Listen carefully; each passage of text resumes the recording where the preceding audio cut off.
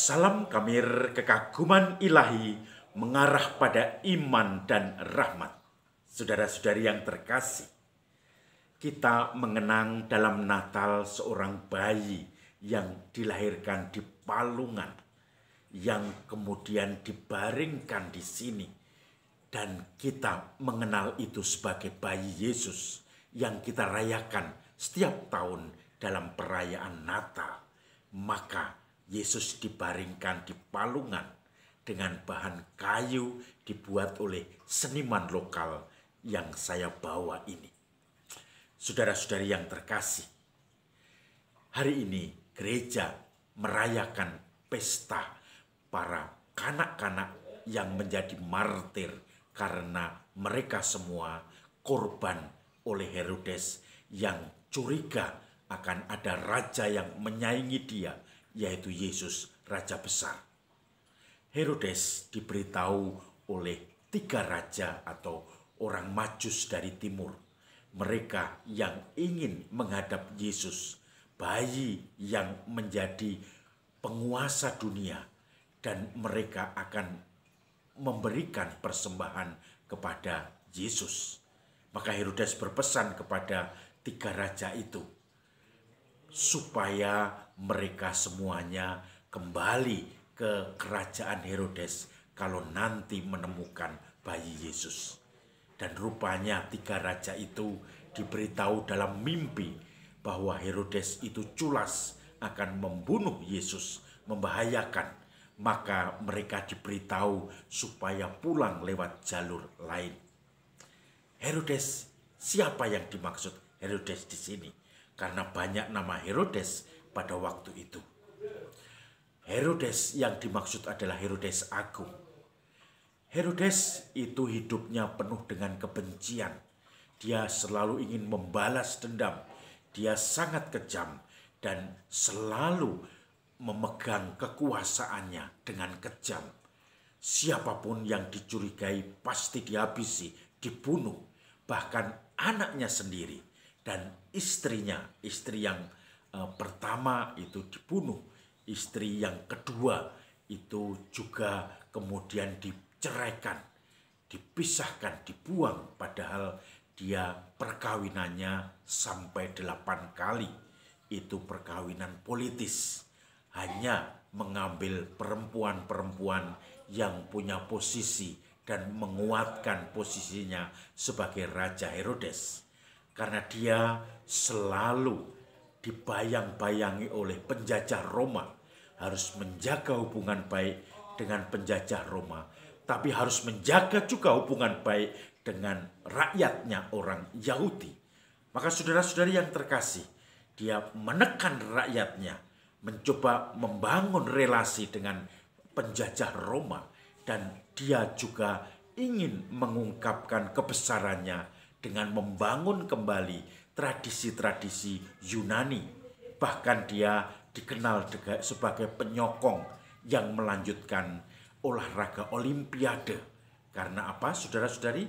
Ingin menunjukkan dia sebagai orang besar. Karena waktu itu pemerintahan Yunani sudah runtuh oleh Romawi dan kemudian tidak punya uang lagi untuk membiayai Olimpiade sehingga stop beberapa periode. Tetapi Herodes mencoba membangun kembali dari kekayaan yang direbutnya dari rakyatnya. Saudara-saudari yang terkasih, bunuh-membunuh itu sudah biasa bagi Herodes Agung. Bahkan anaknya sendiri, kemudian istrinya itu juga dibunuh karena dicurigai mau membahayakan tahtanya. Dan kemudian dia menikahi juga masih sepupu saudaranya.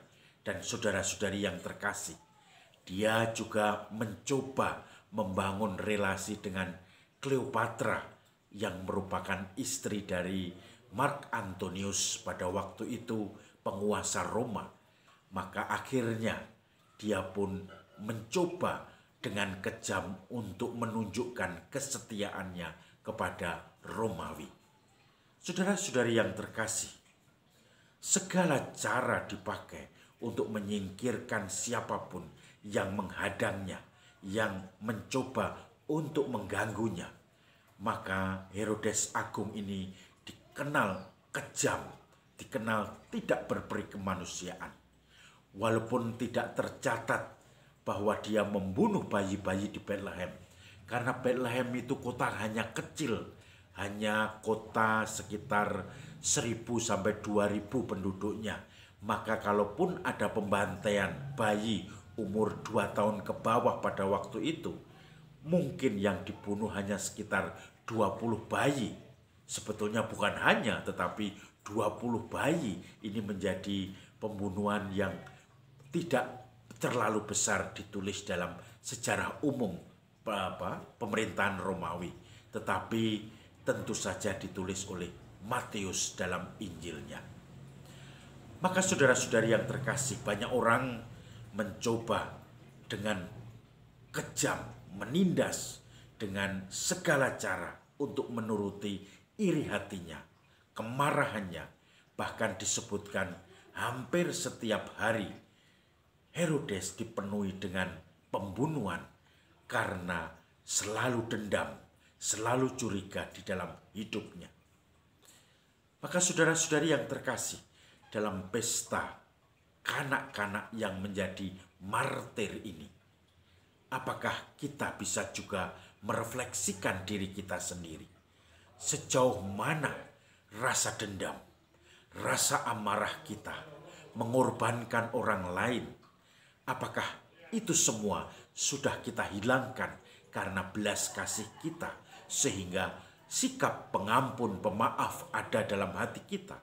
Atau kita juga mesti memelihara sikap dendam dan pemarah dan melampiaskan semua itu pada mereka-mereka yang menghalangi kita, yang mencoba untuk tidak suka pada kita, yang mencoba untuk membenci kita, maka kita pun ingin balas dendam pada mereka.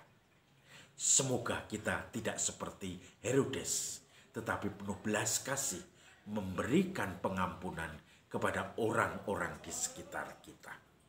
Dan kita kenang kanak-kanak yang menjadi martir di zaman Yesus yang dilahirkan di Bethlehem itu. Salam Kamir, kekaguman ilahi mengarah pada iman dan rahmat.